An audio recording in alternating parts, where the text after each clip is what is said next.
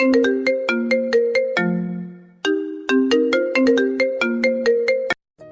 ধাক্কাধাক্কি করে একটা সিরিয়াল পেলাম, টিকিট ৩০০ টাকা। সেজন্য মানুষ অনেক, শুনেছিলাম এই ডাক্তার বলে অনেক ভালো। আবার উনি বলে সপ্তাহে একদিন আসে এখানে, তাই সময় করে চলে আসলাম। অনেকক্ষণ পরে আমার সিরিয়াল আসলো, আমি ডক্টরের চেম্বারে ঢুকলাম। ঢুকে দেখি মাঝবয়সী এক মেয়ে, বয়স 25 থেকে 26 হবে, আর আমি 23। আমার থেকে 2-3 বছরের বড়। বিয়ের কথা বলতে পারি না, হলেও হতে পারে। ডক্টর একটা বেগুনি রঙের বোরখা পরছে, আর সাথে গোলাপি রঙের স্কার্ট, মেকআপ নেই। ডক্টর অসম্ভব সুন্দরী। আরেকটা জিনিস তার সৌন্দর্য বৃদ্ধি করেছে, সেটা হলো তার চোখে চশমা, বোরখার উপর সাদা আপ্রন। আমি ঢুকে সালাম দিলাম। সালামের উত্তর নিয়ে বললেন, বসেন, বলেন কি সমস্যা? আমার মাথা ব্যথা করে। কেমন মাথা ব্যথা? মাথা কি প্রচন্ড ব্যথা করে, বমি আসে? না, শরীরের তাপমাত্রা ঠিক থাকে, কিন্তু প্রচন্ড মাথা ব্যথা করে। তাপমাত্রা ঠিক আপনি কি করে বুঝলেন? আমি ওই সামনের ম্যাচে থাকি, সাথে আমার ফ্রেন্ড থাকে। মাথা ব্যথা উঠলে তার হাতে চেক করাই তাপমাত্রা ঠিক আছে কিনা। তার মানে আপনি আনম্যারেজ? হুম। কি থেকে আপনার মাথা ব্যথা ওঠে? সে অনেক লম্বা কাহিনী, আই থিঙ্ক আপনার সেই টাইম নাই। ওকে, মাথা ব্যথা কি আপনার সপ্তাহে 7 দিন ওঠে? না, 3 দিন ওঠে। এই 3 দিন আমার শরীরের উপর দিয়ে ঝড় বয়ে যায়, কাজের প্রচন্ড চাপ থাকে। আসরের পর থেকে মাথা ব্যথা শুরু হয়। মাঝে মাঝে ব্যথার কারণে চোখ কিছু দেখি না। প্লিজ ডক্টর, একটা সলিউশন দেন, না হলে কবে জানি মাথা ভারী দিয়ে ফাটিয়ে দিব। ওকে। ডক্টর একটা প্রেসক্রিপশনে কতগুলো ওষুধের নাম লিখলো, লেখে নিজের মোবাইল দিয়ে ছবি তুললো, তারপর আমাকে বলল, এই ওষুধগুলো খাবেন। Thanks doctor. আপনার নামটা বললেন না? ঈশান মাহমুদ, অনার্স 3rd ইয়ার। ডক্টর আমাকে তার কার্ড দিয়ে বলল, যদি কোনো প্রয়োজন পড়ে তাহলে কল দিবেন, নাম্বার কার্ডে আছে। আমি কার্ড দেখলাম, ডক্টরের নাম আনিকা। আমার জন্য এই সুবিধা কেন? আমি আপনার ডক্টর আর আপনি আমার পেশেন্ট। Oh by. বাইরে এক ফার্মাসি থেকে ওষুধ নিলাম, রুমে আসলাম, এসে শুয়ে রইলাম। একটু পরে একটা কোচিং আছে যেখানে আমি পড়াই। আমি ঈশান মাহমুদ, বাড়ি নরসিংদী, ম্যাসে ঢাকায়। পরিবারের বড় ছেলে, সেটা আমার জন্য কাল হয়ে দাঁড়িয়েছে। আমার ছোট 2 বোন। 2 বোনের নাম সামিয়া আর সুবর্ণা। তাদের বিয়ের বয়স চলে আসতেছে, তাদের বিয়ে দিতে হবে। যেহেতু বড় ছেলে তাই দায়িত্বও বেশি। বাবা ছোট একটা জুতার দোকান চালায়। আমরা ফ্যামিলিতে 7 জন। আমার দাদা দাদি দুজনেই অচল। সুবিধা একটা, বাড়িটা আমাদের নিজের। একটা জুতার দোকান থেকে 7 জনের খরচ, আবার বোনদের তাদের পড়াশোনার খরচ। তাই আমি উপার্জনের পথ দেখছি, সেটা হলো আমার মেধা দিয়ে 2টা কোচিং করাই, আবার 2টা প্রাইভেট পড়াই, আবার ভার্সিটি থেকে ক্লাস করি। কোচিং সপ্তাহে 3 দিন। এই 3 দিন আমার উপর দিয়ে ঝড় বয়ে যায়। রাতেই শুরু হয় মাথা ব্যথা। কথায় এক বাপের এক ছেলে সুখে থাকবো, সেখানে আমার উপর সব দায়িত্ব। 2টা কোচিং, আবার নিজের ক্লাস, তারপর প্রাইভেট। এই 3 দিন আমার মাথা ব্যথা করে। আস্তে আস্তে ব্যথা শুধু বাড়তেই থাকে, তাই ডক্টরের শরণাপন্ন হলাম। একটু পর কোচিংয়ে গেলাম। কোচিং করিয়ে আসতে রাত হলো। সেদিন আর মাথা ব্যথা উঠে নাই। খাওয়া দাওয়া করে ওষুধ নিলাম হাতে খাবো বলে। এমন সময় মনে পড়লো, আনিকা ডক্টর কেন আমার প্রেসক্রিপশনে ছবি তুললো? সবার প্রেসক্রিপশন কি এইভাবে ছবি তুলে কে জানে? আমি ওষুধ খেয়ে দিলাম এক ঘুম। পরের দিন কাজের এত চাপ নাই, তাই এভাবে 1 সপ্তাহ চলে যায়। 2 দিন ওষুধ খেয়ে আর খাই না, যেহেতু আর মাথা ব্যথা ওঠে না, ওষুধ খাওয়ার চাপ নাই। আমার শনিবারের কাজের চাপ বেশি, শনিবার আবার মাথা ব্যথা উঠছে, এমন মাথা বলার বাইরে। তাড়াতাড়ি ওষুধ খেলাম, খেয়ে শুয়ে রইলাম। না, মাথা ব্যথা কমছে না। পাশে থাকা ফাহিমকে বললাম, দোস্ত দেখ তো আমার শরীর গরম কিনা। তোর আবার মাথা ব্যথা উঠেছে? তুই না ডাক্তার দেখালি? চেক কর। ফাহিম আমার হাত ধরে বলল, তোর শরীর একদম ঠান্ডা। ওকে, ওষুধ খাইছি, দেখি কাজ হয় কিনা। নিজে নিজে মাথা হাতাইয়া আরো 1 ঘন্টা পার করলাম। দোস্ত, মাথায় পানি দিব? আমার তো শরীর গরম না, পানি দিলে কি লাভ হবে? আচ্ছা, তাহলে ঘুমানোর চেষ্টা কর। আমার মাথা ব্যথা আর সহ্য হচ্ছে না। আমি ডক্টরের কার্ড বের করলাম, ফোন দিলাম। কতক্ষণ রিং হলো, একটু পর বলে ব্যস্ত আছে। আমি আরো 2 বার দিলাম, ব্যস্ত আছে। আরেকবার দিলাম, ওয়েটিংয়ে আছে। মেজাজটা গরম হয়ে গেল। ব্যথার কারণে ঘুম আসছে না। আমি আরো 20 মিনিট পর ফোন দিলাম, এবার ধরছে। আসসালামু আলাইকুম। ওয়ালাইকুম আসসালাম। জি, কে বলছেন? ঈশান মাহমুদ, আপনার পেশেন্ট। কোন ঈশান মাহমুদ? আমি চিনতে পারলাম না। আরে আপনাকে যে বলেছিলাম আমি ম্যাচে থাকি। সরি, চিনতে পারলাম না। আপনার সমস্যাটা বলেন। ডক্টর, আপনি আমার প্রেসক্রিপশন লিখে মোবাইল দিয়ে ছবি তুলেছিলেন। ও, মনে পড়েছে। ঈশান মাহমুদ, প্রচন্ড মাথা ব্যথা। হ্যাঁ, এখন প্রচন্ড মাথা ব্যথা করতেছে, ওষুধ খেয়েছি, কমার কোনো নাম নাই। এক কাজ করেন, আগামীকাল আমার চেম্বারে চলে আসেন। আগামীকাল আসবো না, এখন একটা ব্যবস্থা করেন। আমি একটা বড়ির নাম বলছি, এই বড়িটা এনে খান। ওকে। বাই। ফাহিমকে দিয়ে পাঠালাম বড়ি আনতে, বড়ি আনলে খাইলাম, এই বিছানায় শুইলাম। কখন যে ঘুমিয়ে গেলাম বলতেও পারলাম না। সকালে ফাহিমের ডাকে আমার ঘুম ভাঙলো। আমি তাকিয়ে দেখি ফাহিম রেডি হচ্ছে কলেজ যেতে। আমি বললাম, এত সকাল সকাল কোথায় যাস? তুই ঘড়ির দিকে তাকা। আমি তাকিয়ে দেখি 10টা ছুঁই ছুঁই। এতক্ষণ ঘুমাইলাম আজকে? আমি তো তোর ডাকের আশায় ঘুমাই, সকালে আমাকে ডাক দিস। আমি চিন্তা করতে লাগলাম, তাহলে কি গতকাল রাতে ডক্টর আমাকে ঘুমের বড়ি বলেছে খাওয়ার জন্য? যাই হোক, মাথাটা এখন অনেক ভালো লাগছে, থ্যাঙ্কস ডক্টর। আরেকটি কথা, আমার মাথায় ঘুরপাক খাচ্ছে, ডক্টর আমার প্রেসক্রিপশনের ছবি তুললো কেন? ছবি তোলার কথা শুনে সাথে সাথে আমাকে চিনে ফেলে, এমনকি আমার রোগেও বলে দিল। বুঝলাম একজন দায়িত্ববান ডক্টর। আমিও কলেজ যাব, একটু দাঁড়া। একটু পর রেডি হয়ে কলেজে গেলাম। এক ক্লাস করে আমি আর ফাহিম ক্যাম্পাসের গাছতলায় এসে বসলাম। বসে দুজনে কথা বলতেছি, এমন সময় মোবাইলে কল আসলো। দেখি বাড়ি থেকে মা। কেমন আছো বাবা? ভালো মা, তুমি কেমন আছো? আব্বা শরীরটা কেমন আছে? ভালো। শুনো না, সামিয়াকে দেখতে আসছিল, তাদের পছন্দ হয়েছে। ছেলে কি করে? ছেলে ব্যবসা করে। তোমাদের ভালো লেগেছে? যৌতুক চায় 5 লাখ। কি, এত টাকা যৌতুক? তারা কি সরাসরি বলছে? না, তারা এমন ভাবে বলেছে যেটাকে যৌতুকই বলে। এখন তোমরা কি চিন্তা করছো? আমরা তো তোর দেখেই তাকিয়ে আছি। তুমি রাতের দিকে কল দিও। আচ্ছা। আমি কল কেটে দিয়ে ফাহিমের কাছে এসে বললাম, আমাকে চিন্তিত দেখে ফাহিম বলল, কি রে দোস্ত, তোকে এরকম চিন্তিত দেখাচ্ছে কেন? সামিয়ার সম্বন্ধ আসছে, যৌতুক চাই 5 লাখ। কস কি? হুম। থাক দোস্ত, টেনশন করিস না, সবকিছু ঠিক হয়ে যাবে। বাসায় যাবি? আমার একটা প্রাইভেট আছে। না, আমি একটু লাইব্রেরিতে যাব। ওকে, আমি যাই। আমি উঠে বাসার উদ্দেশ্যে রওনা দিলাম। মনে মনে ভাবছি কি যে করি, 5 লাখ টাকা যৌতুক। সন্ধ্যাবেলা মার কাছে কি বলবো? আমার কাছে এত টাকা নাই। 3 বছর আগে ঢাকায় আসছিলাম, এই 3 বছরে অনেক কেটে কুটে 4-5 লাখ জমাইছি। কি যে করি? বাসায় আসলাম, এসে রেডি হয়ে গেলাম প্রাইভেটে। নিয়ত প্রাইভেট শেষ করে যাব ডক্টরের চেম্বারে। প্রাইভেট শেষ করে গেলাম ডক্টরের চেম্বারে। আমি উঠে বাসার উদ্দেশ্যে রওনা দিলাম। মনে মনে ভাবছি কি যে করি, 5 লাখ টাকা যৌতুক। সন্ধ্যাবেলা মার কাছে কি বলবো? আমার কাছে এত টাকাও নাই। 3 বছর আগে ঢাকায় আসছিলাম, এই 3 বছরে অনেক খেটে খুঁটে 4-5 লাখ টাকা জমাইছি। কি যে করি? বাসায় আসলাম, এসে রেডি হয়ে গেলাম প্রাইভেটে। নিয়ত প্রাইভেট শেষ করে যাব ডক্টরের চেম্বারে। প্রাইভেট শেষ করে গেলাম ডক্টরের চেম্বারে।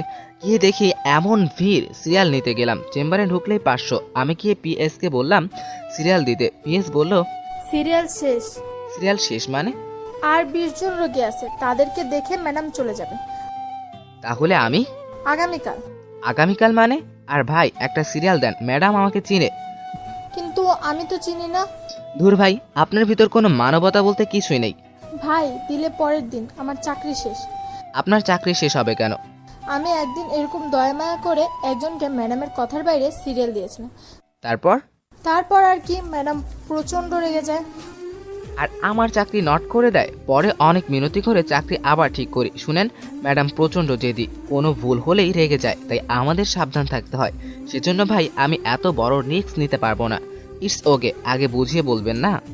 এই বলে আমি সেখান থেকে চলে আসলাম। আর ভাবতে লাগলাম কি করা যায়। আগামীকাল আবার আসবো। আগামীকাল আসা সম্ভব নয়, কারণ আগামীকাল কোচিং আছে। যা করার আজকেই করতে হবে। ফোন দিব না, যদি রেগে যায়। এখন একটাই উপায়, সেটা হলো অপেক্ষা করা। চেম্বার থেকে বের হওয়ার সময় ধরতে হবে। কেন জানি মনে হচ্ছে ডক্টর আমাকে একটু বেশি কেয়ার করে। কেয়ারের পিছনে কি অন্য কোনো কারণ আছে? থাকলে ভালো, কারণ ডক্টরকে প্রথম দেখাতেই আমি ক্রাশ খেয়েছি। এক জায়গায় বসে অপেক্ষা করতে লাগলাম। 1-2 জন, এভাবে 10-12 জন চলে গেছে। আমার অসহ্য লাগতেছে, মনে হচ্ছে আরো 2 ঘন্টা লাগবে। আমি আর অপেক্ষা করতে পারছি না। আসরের সময় হয়ে আসছে, ভাবলাম চলে যাব। না, কেনভাবেই হার মানা যাবে না। আমি না, কোনোভাবেই হার মানবো না। আমি অপেক্ষা করতে লাগলাম। মনে হচ্ছে পৃথিবীর সবচেয়ে কঠিন কাজ হচ্ছে অপেক্ষা করা। এইদিকে ঘুম পাচ্ছে, অনেকক্ষণ অপেক্ষা করলাম। যদি সিরিয়াল পেতাম তাহলে এই 20 জনের পরে আমাকে ঢুকতে হতো, সুতরাং অপেক্ষা আমাকে করতেই হতো। অবশেষে এই 20 জন শেষ হলো। ভাবতেছি এখন ঢুকবো নাকি বের হলে ধরবো। বের হলেই ধরবো। ঠিক 20 মিনিট পর ডক্টর বের হলো। আমি সামনে গিয়ে বললাম, ম্যাডাম, আমি ঈশান মাহমুদ। এখন আর রোগী দেখা হবে না, আগামীকাল। আপনি আমাকে আগামীকাল বলেছিলেন চেম্বারে আসতে।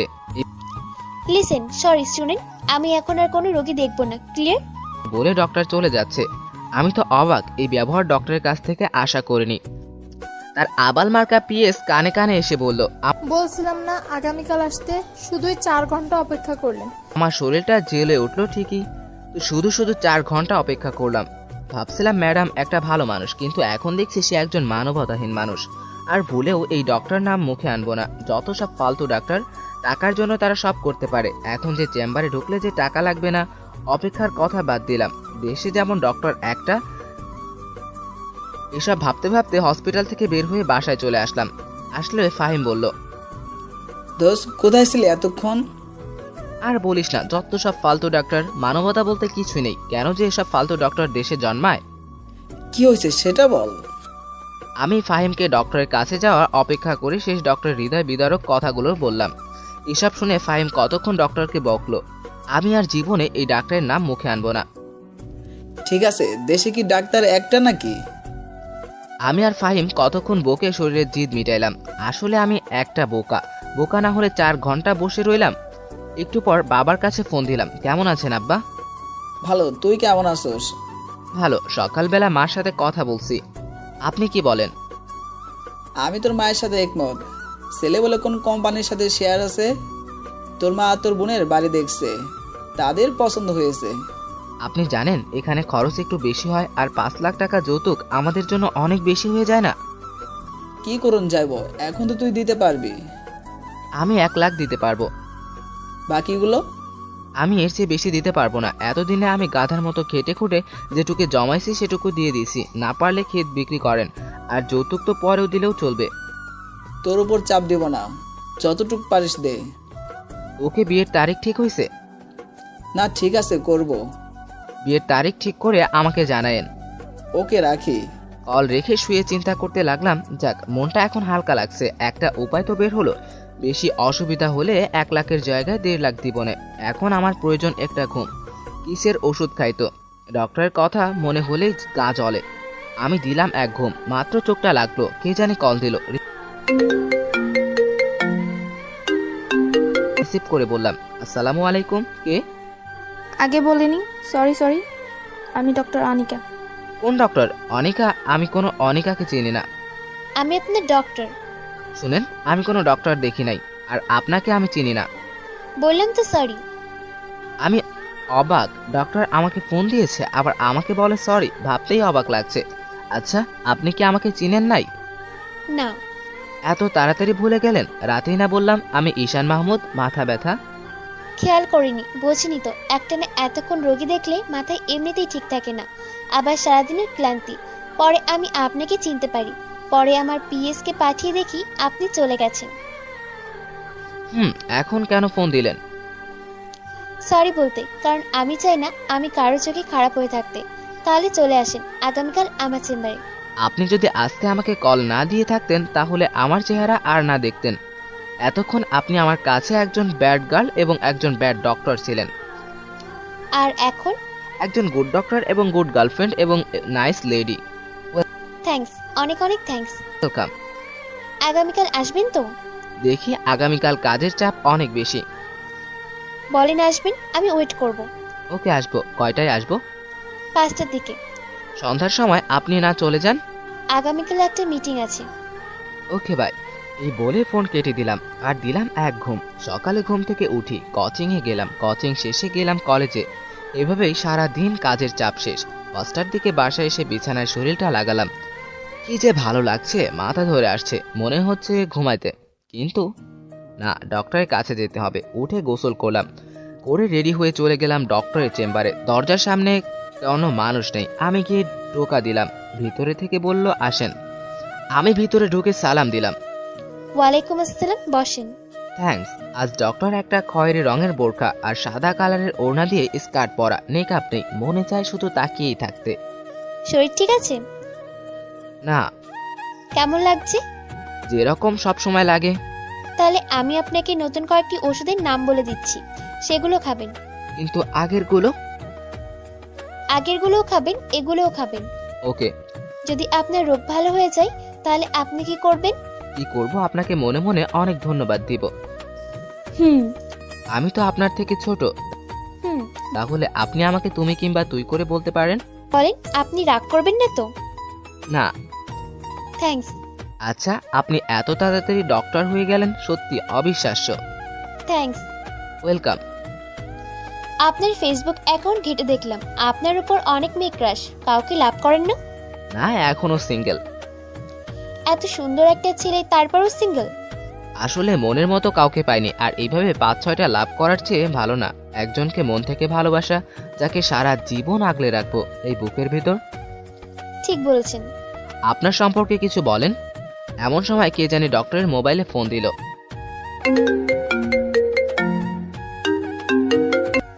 হ্যালো আশিক, কি করো? ঘুরতে আসছো? কার সাথে? বন্ধুদের সাথে?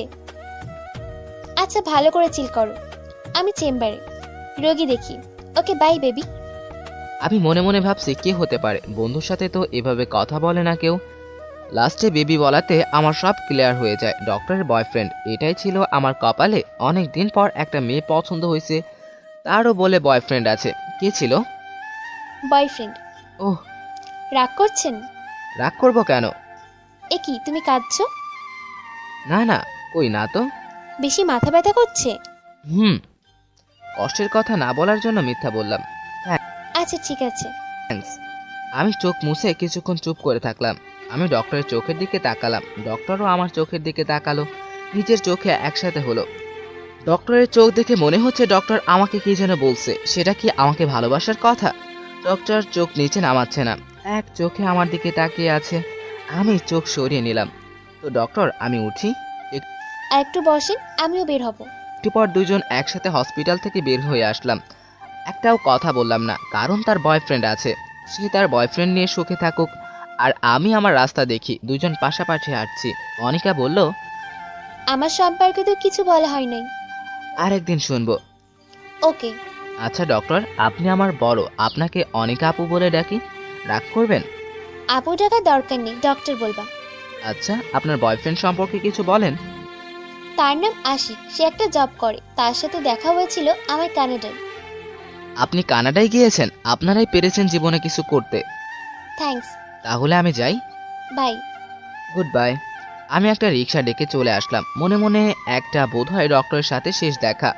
আমি বাসায় চলে আসি। এসে ফাইমের সাথে কোনো কথা না বলে ঘুমিয়ে পড়ি।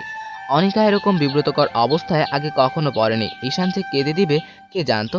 আসলে অনিকার ঈশানকে প্রথম দেখাতে ভালো লেগেছে, কিন্তু অনিকার তো একটা বয়ফ্রেন্ড আছে। এই কথাকে অনিকা ঈশানকে কয়েকদিন পর বলতো। অনিকার নিয়ত আশিকের সাথে ব্রেকআপ করে ফেলবে, কারণ কিছুদিন আগে সানিকে অন্য এক মেয়ের সাথে দেখে ফেলে। আর কিছুদিন ধরে আশিক অনিকাকে বেশি কেয়ার করে না, তার কারণ আশিক হয়তো অনিকার চেয়ে ভালো কাউকে পেয়ে গেছে। অনিকা বাসায় আসে। অনিকারা দুই বোন। অনিকা বড়, ছোট বোনের নাম শারমিন। বাবা মা দুজনেই আছে। বাসায় এসে ফ্রেশ হয়ে খাওয়া দাওয়া করে রুমে গিয়ে আশিককে কল দিল। ব্যস্ত আছে, দুইবার ডায়াল করে ঢুকলো। কার সাথে কথা বলতেছো? আরে আমার অফিসের এক স্যারের সাথে। মিথ্যা কথা। আনিকা, তুমি আগে থেকে চেঞ্জ হয়ে গেছো। তুমি চেঞ্জ হও নাই। না। আচ্ছা, তাহলে তোমার কল লিস্টের একটা স্ক্রিনশট দাও। কোনো চালাকি করবে না, কল কাটবে না। কেন, তোমাকে আমার কল লিস্টের ছবি দিব? এই কথা দ্বারা বোঝা যায় তোমার ভিতরে সমস্যা আছে। তোমার সাথে কথা বলতে আমার ভালো লাগছে না। ভালো লাগবে কি করে? আমার থেকে ভালো কাউকে পেয়ে গেছো তো। শয়তান ফোন কেটে দিয়েছে। ব্রেকআপ করে ফেলবি, করে ফেল, ঘুরে দিচ্ছিস কেন?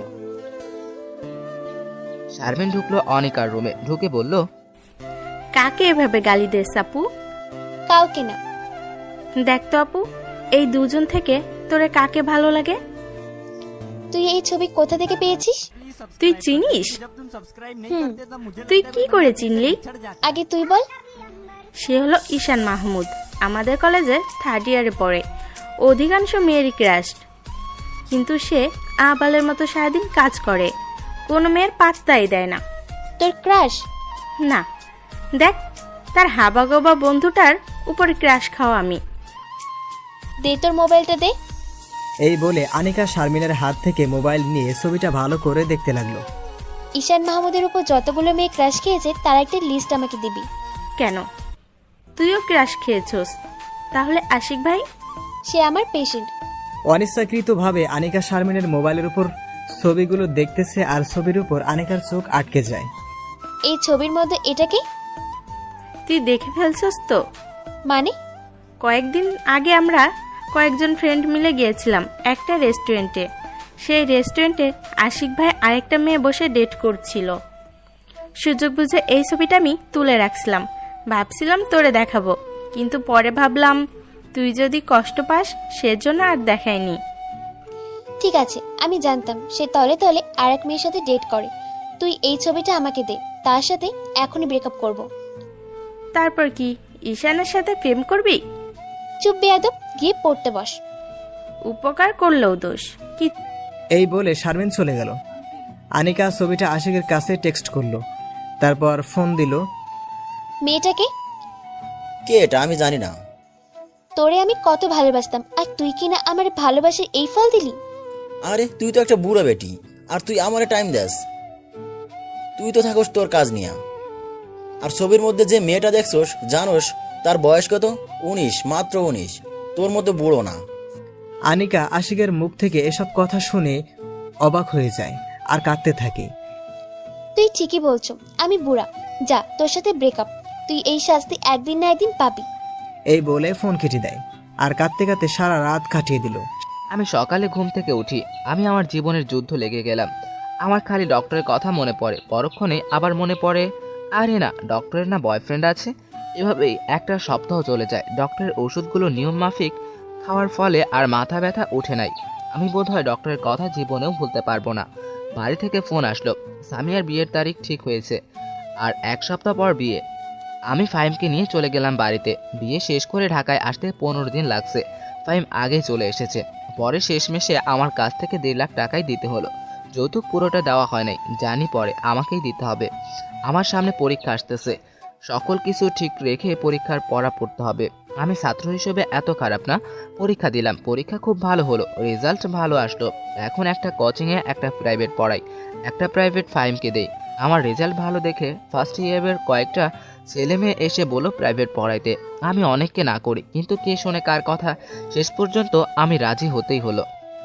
পরের দিন থেকে তাদের কোচিং করাই। এভাবে 2 মাসের মতো চলে যায়। মাথা ব্যথা যেহেতু ওঠে নাই, ওষুধ খাও আর আগের মতো ছেড়ে দিয়েছি। ওষুধ দেখলেই ডক্টরের কথা মনে পড়ে, ওষুধও দেখা হয় না, অনেকার কথাও মনে পড়ে না। ফার্স্ট ইয়ারের যে ব্যাচটা আমি পড়াই, সেখানে একটা মেয়ে আমাকে কি যেন বলবে।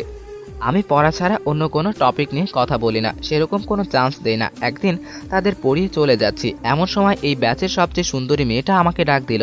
আমি কয়েকদিন ধরে লক্ষ্য করছি মেয়েটার চেহারার সাথে ডক্টর অনেকটা মিল আছে। তাহলে সে কি ডক্টরের ছোট বোন? কাছে আসলে বললাম, কি বলবা বলো। কিছু না। তাহলে ডাক দিছো কেন? আমি গেলাম।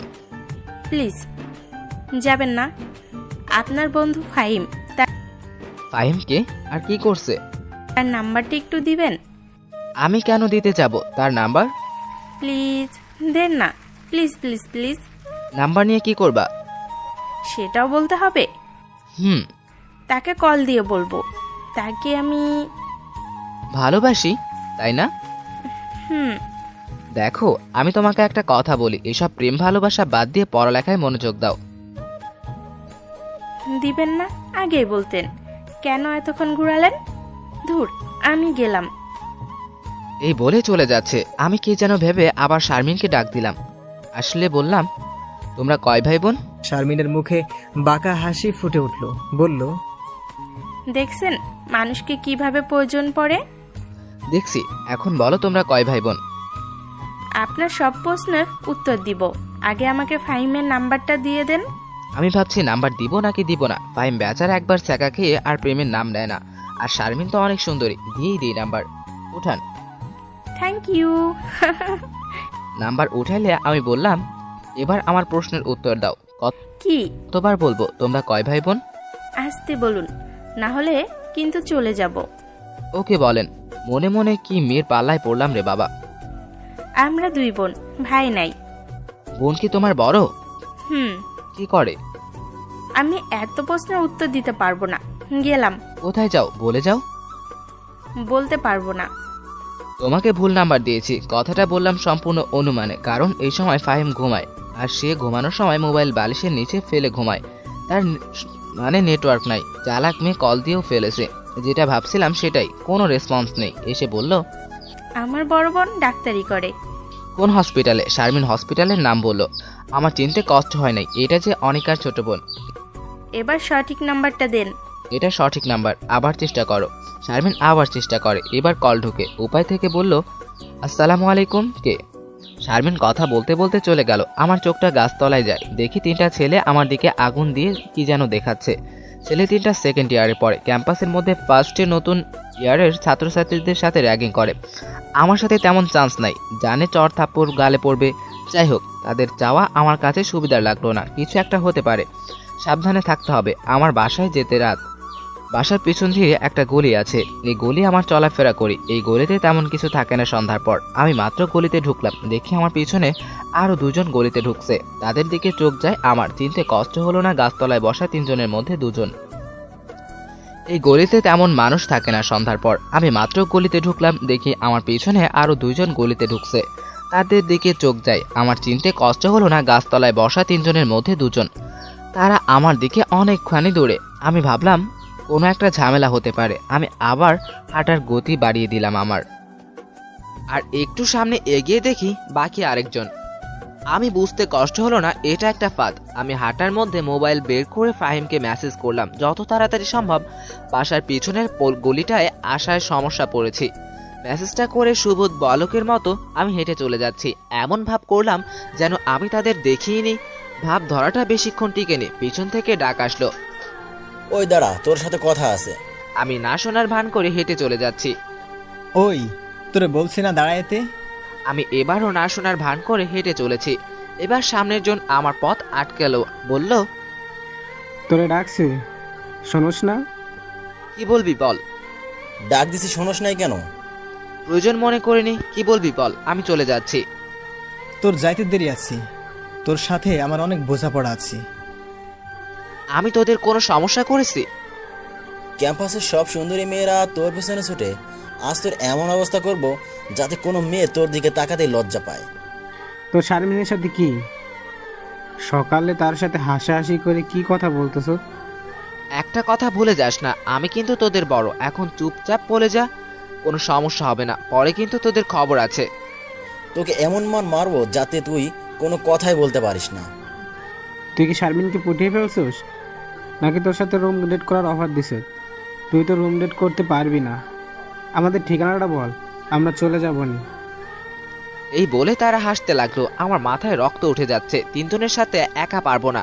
ফাইম এখনো দেরি করছে কেন? মেসেজ দেখলে তাড়াতাড়ি আসার কথা। দেখি ওরা 3 জন থেকে একজন প্যান্টের বেল খুলছে, আর একজন একটা ছুরি বের করছে, আর আমাকে 3 দিক দিয়ে ঘিরে ধরছে। তাই দৌড় দেওয়ার কোনো চান্স পাচ্ছি না। আমি ভাবলাম দাঁড়িয়ে থেকে লাভ নাই, মায়ের শুরু করে দেই। আমাকে টিকে থাকতে হবে যতক্ষণ পর্যন্ত ফাহিম না আসে। আমি ছুরিগুলো ছেলেটাকে কানের নিচে গরম জায়গায় শরীরের যত শক্তি আছে তত শক্তি দিয়ে আঘাত করলাম। তারা হয়তো আমার কাছ থেকে এমন আঘাত আসবে কল্পনাও করেনি, তাই প্রতিঘাত করার কোনো সুযোগই পায়নি। যে জায়গায় আঘাত করেছে ঠিক সেই জায়গায় গিয়ে লাগলো। ছেলেটা ও মাগো এক চিৎকার দিয়ে নিচে পড়ে গেল। বাকি 2 জন ততক্ষণে নিজেকে সতর্ক করে ফেলেছে, আর তাদের চোখ মুখে জ্বলে উঠেছে প্রতিশোধের আগুন। হাতে বেল্টওয়ালা ছেলেটা আমাকে বেল্ট দিয়ে মাথায় আঘাত করার চেষ্টা করছিল। আমিও যেহেতু সতর্ক ছিলাম, তাই সাথে সাথে মাথায় নুয়ে ফেলি।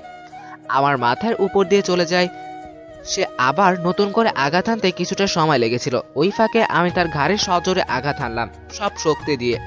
মায়ের টাল সামলাতে না পেরে সেও চিৎকার দিয়ে নিচে বসে পড়ে। এই ফাঁকে 3য় জন সুযোগ পেয়ে গিয়েছিল। 3য় জন আমার কোমরে দিল এক লাথি। আমি টাল সামলাতে না পারে নিচে পড়ে গেলাম। এই ফাঁকে বাকি 2 জন উঠে আমার উপর চড়াও হলো। 3 জন আমাকে এলো পাথারে লাথি মারছে আর বলছে, মার শালারে মার। শালায় কি ঘুষি দিল, ঘাড়ি লড়াইতে পারতেছি না। কথা বলছে আর মারছে। আমি হাত দিয়ে প্রতিরক্ষা করছি। আমার নাক দিয়ে ব্লিডিং হচ্ছে, মুখের কয়েক জায়গায় কেটে যাচ্ছে, অনবরত রক্তে পড়ছে। এমন সময় ফাইভের কণ্ঠ কানে আসলো, এই মাদার, এই খান পোলারা দাঁড়া, সাহস থাকলে দাঁড়া। ফাইমের হাতে একটা লাঠি। এই লাঠি ওরা 3 জন দৌড়ে, আর ফাইম দৌড় দেখে কে। ফাইম যেভাবে দৌড়ে আসছে যে কেউ দেখলে ভয় পেয়ে যাবে। আমার কাছে এসে বলল, সরি দোস্ত, দেরি হয়ে গেল। ওকে ওকে। আমি ওয়াশরুমে ছিলাম, বের হয়ে দেখি তোর মেসেজ দেখার সাথে সাথে আমি চলে আসি। তোরে কিছু বলছি, দেখ আমার অনেক ব্লিডিং হচ্ছে, আমাকে কোনো ডক্টরের কাছে নিয়ে যা। আমি তো তোরে ধরছি। ফাহিম আমাকে ধরে গলি থেকে বের করে রাস্তায় নিয়ে আসে, একটা গাড়ি ডাক দেয়। আমি গাড়িতে উঠি, আমার নাক দিয়ে রক্ত বের হচ্ছে, মুখের কয়েক জায়গায় কেটে গেছে, পিঠে একটু বেশি ব্যথা করছে, হাত দিয়ে দেখি অনেক রক্ত, বুঝলাম ছুরি দিয়ে আঘাত করছে, অনেক ব্লিডিং হচ্ছে, তাই আমি জ্ঞান হারাই। আনিকা আশিকের সাথে ব্রেকআপ করার পর একা হয়ে গেছে। প্রতি রাতে কোনো জানি ঈশানের কথা মনে পড়ে। চেম্বারে ঈশান আর আসে না, কারণ হয়তো ঈশানের রোগ ভালো হয়ে গেছে। আনিকা কোনোভাবেই ঈশানকে ভুলতে পারছে না। আনিকার খালি ঈশানের কান্নার কথা মনে পড়ে আর ফুপিয়ে কেঁদে ওঠে। সব সময় আনিকা নিজেই বলে, সান্ত্বনা দেয়, ঈশান তুই তো আমার ভালোবাসতো, আমি জানি তুই একদিন আসবি। আসলে যে ঈশানকে করবে অনিকা, সেটা অনিকাই জানে। এভাবে অনিকার 2 মাস চলে যায়, ঈশানের কোনো দেখা নাই।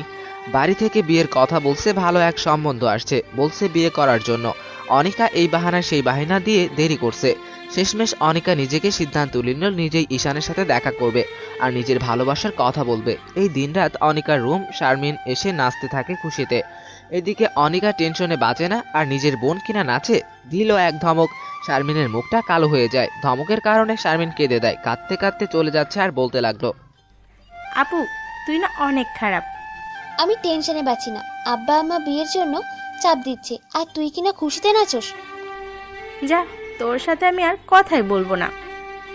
ব্যাপারটা ছিল ঈশানকে নিয়ে। এই বলে শারমিন সেখান থেকে চলে আসলো। আনিকা ঈশানের নাম শুনে আটকে যায়। ঈশানের ব্যাপারে কি বলবে শারমিন?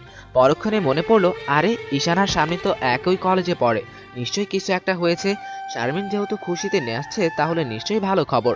এসব চিন্তা করে শারমিনকে ডাক দিল, 5-6টা ডাক দিলেও শুনুনি, তার মানে অনেক রাগ করছে। আনিকা জানে শারমিনের রাগ ভাঙানো এত সহজ না। আনিকা ভাবতে লাগলো কি করে রাগ ভাঙানো যায়। এখন একটা উপায়, তার পছন্দের খাবার বানানো। আনিকার যতটুকু মনে পড়ে শারমিনের পছন্দের খাবার পিৎজা। কিছু করার নেই, পিৎজার অর্ডার দিয়ে দিল। পিৎজা আসলে পিৎজা নিয়ে আনিকা শারমিনের রুমে গেল। গিয়ে দেখে শারমিন শুয়ে আছে। আনিকা গিয়ে শারমিনের সাথে মজা করা শুরু করলো। বলে আমার গুলুগুলু আপুটা রাগ করছে। কোথায় রাগ করেছে, গালে নাকি মুখে? দেখ তোর জন্য কি আনছি। যা, তোর সাথে কোনো কথাই নাই। ওকে, তাহলে পিৎজাটা আমি একাই খাই। কি, তুই পিৎজা আনছস? শুয়া থেকে উঠে বসলো। হুম। দে আপু, দে। তোর রাগ ভাঙছে? হুম। তারপর 2 বোন মিলে পিৎজা খেতে লাগলো। অনিকা জিজ্ঞেস করলো, ঈশানের ব্যাপারে কি যেন বলছিলি? আমি জানি তুই এই প্রশ্নটা করবি, কারণ তুই আরো আগেই ঈশানের উপর ক্র্যাশ খাইছস। খাইছি, এখন বল। শারমিন ঈশানের কাছে প্রাইভেট পড়া। সকলে সব কথা অনিকাকে বলল শারমিন। এক পর্যায়ে অনিকার মুখে উজ্জ্বল হয়ে যায়, কারণ ঈশান কারো প্রেমে পড়ে নাই। আর শারমিনের বোনের সম্পর্কে অনেক কিছু জিজ্ঞাসা করায় বুঝতে পারলো এখনো অনিকাকে ভালোবাসে। তার মানে ঈশানের কাছে গেলে হতাশ হবে না। খুশিতে অনিকা শারমিনকে নিয়ে নাচতে থাকে। অনিকা ফাহিমের কথা শুনে বলল, আগে পড়াশোনায় মনোযোগ দে, প্রেম ভালোবাসা পরও করতে পারবি। ধুর আপু, তুই আর ঈশান ভাই সম্পূর্ণ এক হলে ভালো। এই বলে নাচতে অনিকা নিজের রুমে চলে যায়। গিয়ে শুয়ে ঘুমিয়ে পড়লো। শারমিন ভাবছে আমি প্রেম করলে তুই জানবি কোথা থেকে। শারমিনও ঘুমিয়ে পড়লো। এই বলে নাচতে অনিকা নিজের রুমে চলে গেল। গিয়ে শুয়ে ঘুমিয়ে পড়লো। শারমিন ভাবছে আমি প্রেম করলে তুমি জানবা কোথা থেকে। শারমিনও ঘুমিয়ে পড়লো। আমি চোখ খুলে দেখি হাসপাতালের বিছানায় শুয়ে আছি। চোখ খুললে ফাহিম কাছে আসলো, বলল, কেমন লাগছে? ভালো। এখন বল, কে কে তোরে মারছে? নাম জানি না, তবে কলেজের 2nd ইয়ারে পড়ে। 2nd ইয়ারের ছেলেরা তোরে মারছে? হুম। তুই কি করেছিস? না, তোর জন্যই তো আমি মাইর খেলাম। আমার জন্য মানে? তোর উপর ক্রাশ খাওয়া মেয়েটা শারমিন, তার জন্য। ওই যে শারমিন সকালে যে ফোন দিয়েছিল? তার সাথে কথা বলছি দেখে শালার পুতের আসছে আমারে মারতে। তুই কোনো টেনশন করিস না, শারমিনকেও দেখে নেব, ওই শালাকেও দেখে নেব। এক নার্স এসে বলল, আপনাদেরকে বেড ছেড়ে দিতে হবে। কেন? কারণ এখানে অন্য রোগী আসবে। কেন? আমরা তো সিটের ভাড়া দেব। তাহলে উপরতলার উন্নত মানের বেডে যান। একদিনের ভাড়া 10,000 টাকা। মানে কিছু না, আপনাদের এই বেড ছেড়ে দিতে হবে, বাস শেষ। ওকে ফাহিম, আমি ঠিক আছি, ছেড়ে দিচ্ছি। আপনার ব্যবহার ভালো লাগলো না। কি করবেন? যত সব ফালতু, কোথা থেকে যে আসে এগুলো হসপিটালে, ছোট লোকের বাচ্চা। ফাহিমের এমনই মাথা গরম, একে আমাকে মারছে, এরপর এই নার্সের এসব কথা শুনে রেগে উঠেছে। ফাহিম কেন চিন্তা না করেই গেছে চট দিতে, আমার এক হাত খালি আছিল, সাথে সাথে ধরে ফাহিমকে বাইরে নিয়ে আসি, বললাম এই নার্সকে পরে দেখে নিব। তুই আমার ধরলি কেন? চর দিয়ে সব দাঁতগুলো ফেলে দিতাম। দেখ বিল কত হয়েছে, আমি এখানে বসি। এতক্ষণ আমার হসপিটালটা ভালো করে দেখা হয়নি, হসপিটালের এদিক ওদিক তাকিয়ে আমার চোখ বড় হয়ে যায়। আরে এ তো অনিকা, যে হসপিটালে কাজ করে, এটা তো সেই হসপিটাল। এই করিডর পার হলেই তো অনিকা বসে আছে চেম্বারে, এত কাছে বসে আছে আমার ভালোবাসা। মন চাচ্ছে উড়াল দিয়ে চলে যেতাম তার কাছে, কিন্তু গেলে কি লাভ হবে, তার তো বয়ফ্রেন্ড আছে। আচ্ছা গেলে তো অসুবিধা নেই, কেন জানি মন চাচ্ছে অনিকাকে এক নজর দেখতে, সম্ভবত ভালোবাসি সে কারণে। ফাহিম এসে বলল, দোষ, বিল 10,000 টাকা।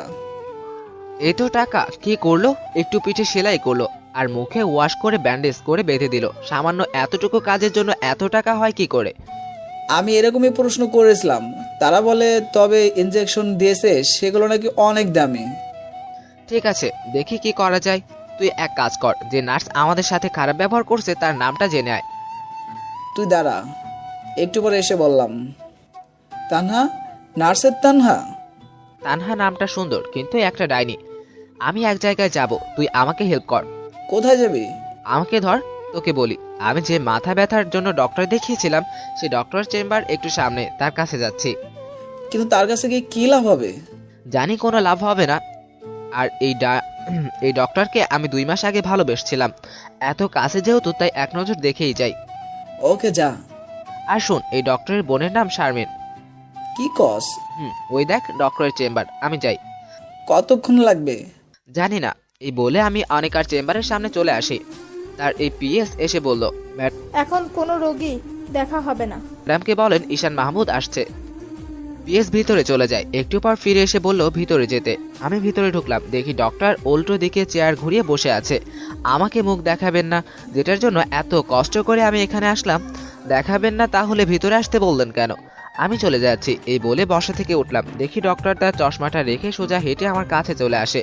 এসে কোনো কথা না বলে আমার মাথায় ধরে সোজা তার নরম গোলাপি ঠোঁট দুটো আমার ঠোঁটে লাগিয়ে দেয়। আমি এর জন্য প্রস্তুত ছিলাম না। 30 সেকেন্ড পর ছেড়ে দিল। সে চোখ বন্ধ করে রাখছে। এটা কি ছিল জানি না। এবার আমি তার পিছনে কোমরে হাত রেখে টান দিয়ে আমার একেবারে কাছে এনে আমি নতুন করে আমার ঠোঁট তার ঠোঁটে লাগিয়ে দেই। এবার আমরা দুজন একে অন্যের ঠোঁটের স্বাদ উপভোগ করলাম টানা 2 মিনিট। আমি আস্তে আস্তে তার কোমর ছড়ে দেই। ডক্টর আস্তে আস্তে নর্মাল হয়, আমার কাছ থেকে একটু সরে চোখ খোলে, একটা মুচকি হাসি দেয়। এত ভালোবাসা, এত আকাঙ্ক্ষা, এসব এতদিন কোথায় রেখেছিলে? জানি না। আমি আস্তে আস্তে চেয়ারে বসি। ডক্টর এখনো পুরো শরীরে তাকায়নি, তাকিয়ে অবাক হয়ে যায়। এসব কি? তোমার শরীরে কি করে হয়েছে এগুলো? বলে, এত উত্তেজিত হওয়ার কোনো কারণ নেই, আমি ঠিক আছি। কোথায় তুমি ঠিক? পিঠে ব্যান্ডেজ, মাথায় ব্যান্ডেজ, হাতে ব্যান্ডেজ। অনিকা উঠে এসে আমার শরীর দেখতে লাগলো, দেখে বলল, তোমার মনে হয় 3-4 জন মিলে গণধোলাই দিছে। কি করে হলো সব, খুলে বলো। আমি অনিকাকে রাতের ঘটনা, হাসপাতালে আসা এবং সবশেষে নার্সের কথাটা বললাম। নার্সের কথা শুনে অনিকা রেগে যায়, বলে, তুমি একটু বসো, আমি সব ঠিক করে দিয়ে আসছি। সব ঠিক আছে, তোমাকে কিছু ওষুধ লিখে দিচ্ছি, সেগুলো খাইবা, আর পুরো 2 সপ্তাহ রেস্ট থাকবা। এতদিন রেস্টে থাকতে পারবো না। কেন? শুনো, আমি 2টা কোচিং, একটা প্রাইভেট পড়াই। আমি যদি 2 সপ্তাহ এসব বন্ধ রাখি তাহলে আমার অনেক ক্ষতি হয়ে যাবে। কি ক্ষতি? আমি এখানে মেসে থাকি, মেসের ভাড়া, খাওয়া, আর আমাদের ফ্যামিলি মেম্বার 6 জন। আব্বার একটা ছোট জুতার দোকান, সেটা দিয়ে চলে না, তাই আমি এখানে গাধার মতো খেটে খুঁটে কিছু টাকা ইনকাম করে বাড়িতে পাঠাই। এখন যদি 2 সপ্তাহ সব বন্ধ রাখি তাহলে কি অবস্থা হবে? অনিকা উঠে আমার কাছে এসে বসলো, বসে আমার হাত ধরলো। ঈশান, তোমার সমস্যা আমার সমস্যা। আমি তোমাকে ভালোবাসি, তুমি বাসো না? বাসি, কিন্তু কিন্তু কি? তোমার না একটা বয়ফ্রেন্ড আছে? তার সাথে তো আমি 2 মাস আগে ব্রেকআপ করেছি। ওহ, খুব ভালো, আমি তোমাকে খুব ভালোবাসি। আমি জানতাম তুমি আমাকে অনেক ভালোবাসো। হুম। তুমি কোনো টেনশন করো না, তুমি 2 সপ্তাহ রেস্ট নাও, দেখবে সব ঠিক হয়ে যাবে। তুমি বলছো? আচ্ছা, তুমি তো বললে তোমাকে 3 জন মারলো, কেন মারলো সেটা তো বললে না। তোমার বোন শারমিনের কারণে। অবশ্য তার এখানে কোনো দোষ নাই। তার সাথে সকালে কথা বলছিলাম, সেটা তিনজন ভালো চোখে দেখেনি। শারমিন এখানে জড়িত আছে, তার খবর আছে। মোবাইল বের করলো ফোন করার জন্য, তাকে ফোন দিব না, তার এখানে কোনো দোষ নাই। ওকে, তোমার মোবাইলটা দাও। গতকাল রাতে ভেঙে গেছে, এখন কি করবা? ফাইমকে দিয়ে নতুন মোবাইল কিনবো। জানো আমার এখন কি মন চাচ্ছে? কি মন চাচ্ছে? এখানে তোমার সাথে বসে সারাদিন কথা বলতে। আমারও মন চাচ্ছে। তুমি চলো তোমাকে বাসায় দিয়ে আসি। যাবা? চলো তাহলে। আর শোনো, তোমার আর কোনো বিল দিতে হবে না। আমি উঠে আস্তে আস্তে বের হচ্ছি, এমন সময় আবার অনিকা আমাকে পিছন থেকে জড়িয়ে ধরে বলল, আমি তোমাকে অনেক ভালোবাসি ঈশান, তুমি আমাকে ছেড়ে চলে যাবে? না, কখনো না। আমি জানতাম। এবার ছাড়ো, ব্যথা লাগছে। তুমি বাইরে গিয়ে একটু দাঁড়াও, আমি আসছি। ওকে। দেখি তুই ঠিক আছিস কিনা। ঠিক আছে মানে? তুই এতক্ষণ ডক্টরের চেম্বারে কি করে থাকলি? কেন, কি হয়েছে? আর বলিস না, তুই ভিতরে যাওয়ার একটু পরই ডাক্তার বেরিয়ে আসলো, এসে নার্সকে ডেকে আনলো, এনে দিল এক ধমক, যে কেউ ভয় পেয়ে যাবে। তারপর আমাকে ডাকলো এবং আমার কাছে মাফ চাইলো। পরে রিসেপশনে গিয়ে কি যেন বলল, তারপর আবার চেম্বারে ঢুকে গেল। এতক্ষণ পুরো হসপিটাল নিস্তব্ধ ছিল। ডক্টর অনেক জেদি, কিন্তু তার এরকম করা ঠিক হয় নাই। বিল দিতে হবে না? না ডক্টর, আমাদের সাথে বাসায় যাবে। এই ডক্টর। না দোষ, না দোষ। আরে টেনশন করিস কেন, আমি আছি না।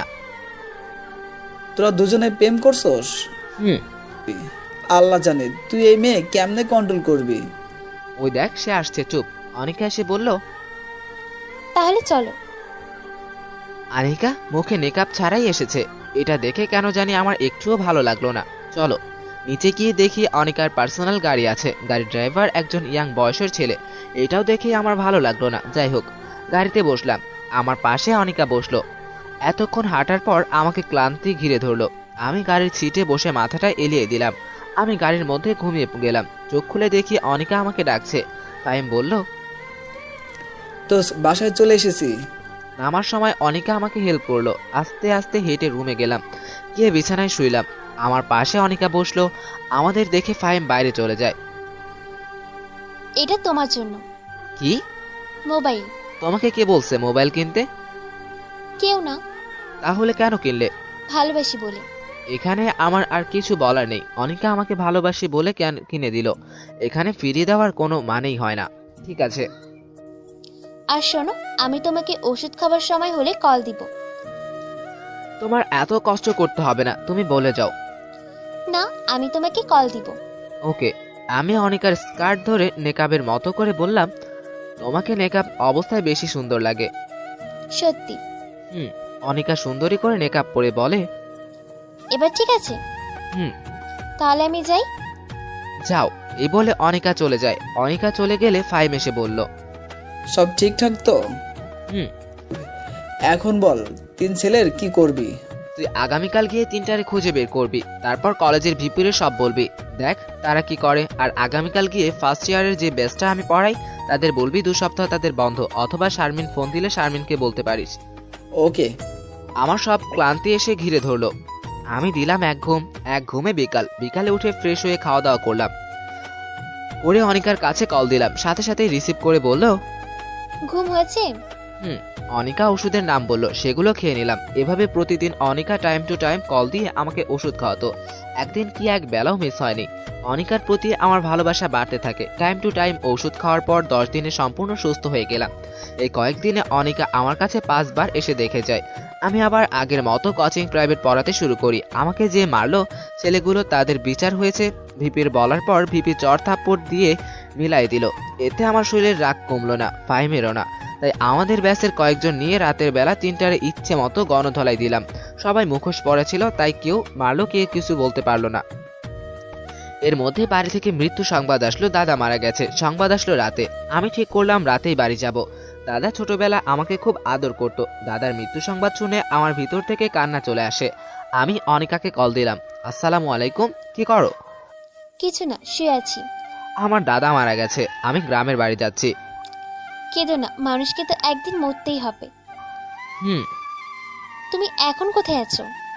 বাসায় রেডি হচ্ছি, ফাহিম যাবে আমার সাথে। তুমি একটু ওয়েট করো, আমি আসছি। তোমার আশা লাগবে না, আমি তোমাকে পরে ফোন দিব। ঈশান, তুমি একটু দাঁড়াও, আমি আসছি। এই বলে আনিকা ফোন কেটে দিল। আমি আর ফাহিম রাস্তায় গিয়ে অপেক্ষা করতে লাগলাম। একটু পর আনিকার গাড়ি আসলো। আনিকা গাড়ি থেকে নেমে এসে আমাকে জড়িয়ে ধরলো, আমিও জড়িয়ে ধরলাম। আনিকা বোরখাও পরে নাই, স্কার্টও বাঁধে নাই, ওড়না পেঁচিয়ে চলে আসছে। ফাহিম আনিকাকে এই অবস্থায় দেখে সাথে সাথে মুখ ঘুরিয়ে নেয়। আনিকার এই কাজটা আমার একটুও ভালো লাগলো না। ভাবলাম পরে এই বিষয়ে কথা বলবো। আমি ছেড়ে দিয়ে বললো, তুমি কোনো টেনশন করো না। তুমি কতদিন থাকবা? জানি না। ওকে, তাহলে কিন্তু কল দিবা। ওকে, তাহলে যাই। হুম। আনিকা গাড়িতে উঠে চলে গেল। আমি আর ফাহিম বাড়ি যাই। সেখানে সব করে আসতে 2 দিন সময় লাগলো।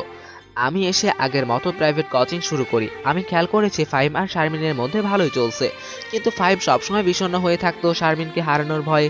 এদিকে আমি বুঝতে পারছি আমি আনিকাকে ভিতর থেকে ভালোবাসি, যে ভালোবাসা এত সহজে ছিন্ন করা যাবে না।